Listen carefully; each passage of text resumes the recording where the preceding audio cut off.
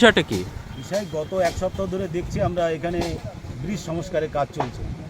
সেই জন্য এই বাঁশের বাম্বু ব্রিজটা, যে ন্যারো ব্রিজটা তৈরি হচ্ছে, এটা উপস্থিত মানুষজনের যাতায়াত করার জন্য এটা তৈরি হচ্ছে।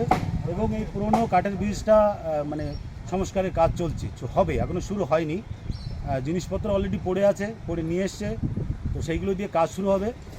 কিন্তু আমরা ছোটোবেলা থেকে দেখে আসছি এখানে ব্রিজ হবে, এর আগে শিলান্যাস হয়েছে বিভিন্ন গভর্নমেন্টের আমলে।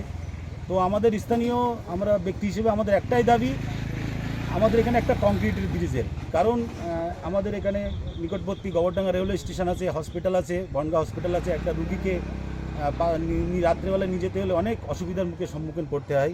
বড় গাড়ি এখান থেকে পার হয় না, ট্রান্সপোর্টের যে অসুবিধাগুলো সেগুলো আমরা ভোগ করে থাকি। আজকে দীর্ঘদিনের আমাদের দাবি যে এখানে একটা কংক্রিটের ব্রিজ হোক। তো আমি সরকারের কাছে আবেদন করব আমাদের তরফ থেকে যে এখানে সরকার একটু গুরুত্ব দিক এবং আগামী দিনে এখানে কংক্রিট ব্রিজের দাবি আমরা রাখছি। আপনার নাম? উজ্জ্বল সরকার, বাড়ি? তরণীপুর।